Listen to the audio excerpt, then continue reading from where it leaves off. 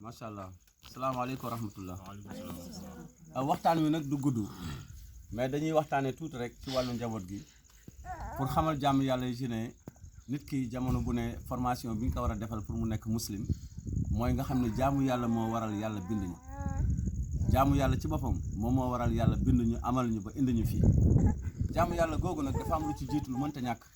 moom mooy kennal yàlla mënula ñàkk. sellal ak laab ak setal ak doxalin bu dagan tàggaatli ko ak musrik yi wala ñi gëm musrik yi musrik nag mooy ku nekk ci diine di jaamu xërëm lii dafa war a leer su ko defee yii mooy formation de base yi nga xam ne président moom ngay defal sa njaboot parce que ñiy toog nii ñëpp samay doom lañu am na ñu fi nekkul dégg nga ñii ñëpp doomi Oustaz Mouhamed Lamine Diop lañu lépp looy woote woon nanga ci jiitu kii mooy suma taaw yaayam moo toog ne suma soxna la moom it soxnaa ma ngi nii mu ngi noonu incha allah indi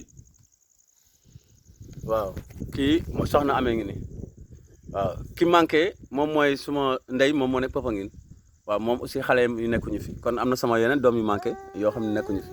waaw famille bi rek 17 lañu ci kàttanu yàlla incha allah lii nag soo gisee ma koy def dama koy waxtaanee toujours ci réseau bi di wax ne dañu war a maanaam tey jii jullit yi pour ñu mën a récupérer waat terrain bi gannaaw bi nga xamee ne seytaane laxas nañu maanaam aussi xamle lan mooy muslim nan lay mel dégg nga musrik nu muy mel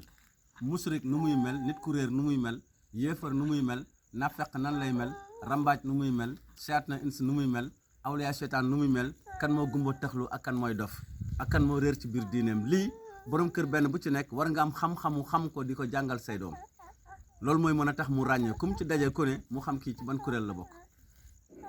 loolu mooy li nga xam ne moom lañ doon waxtaanee nga soog a ñëw nag ci ay farataam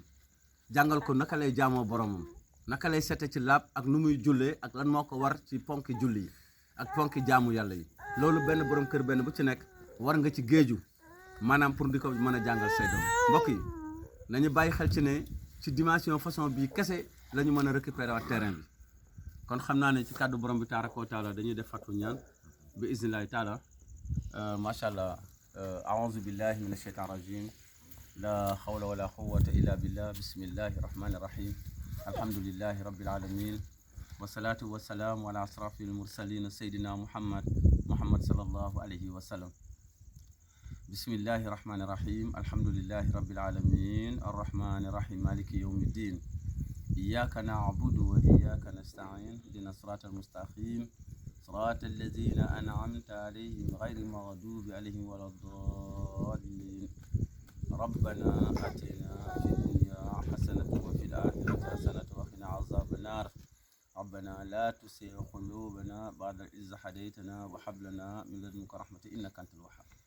الله لا إله إلا هو حي القيوم لا تأخذه سنة ولا نوم له ما في السماوات وما في الأرض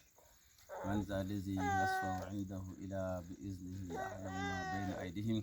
وما خلفهم ولا يحيطون بشيء من علمه إلا بما شاء وسع كرسيه السماوات والأرض ولا يؤوده حفظهما وهو العلي العظيم بسم الله الرحمن الرحيم قل أعوذ برب الفلق من شر ما خلق ومن شر حاسد إذا وقب ومن شر نفاسات في العقد ومن شر حاسد إذا حسد بسم الله الرحمن الرحيم قل أعوذ برب الناس ملك الناس إله الناس من شر وسواس الخناس الذي يوسوس في صدور الناس من الجنة والناس فسبحان الذي بيده ملكوت كل شيء إليه ترجعون سبحان ربك رب العزة عما يصفون والسلام على المرسلين والحمد لله رب العالمين alhamdulilah macha allah soo gisee ñaan gi ma jànge ko noonu dugaluma asmaul husna yi parce que it ñu bëri ci borom kër yi maanaam day xaw a télé loolu moo tax pour wàll ne ni mën na jaar fii maanaam mën nga def faatiha rek benn ayatul kursi yu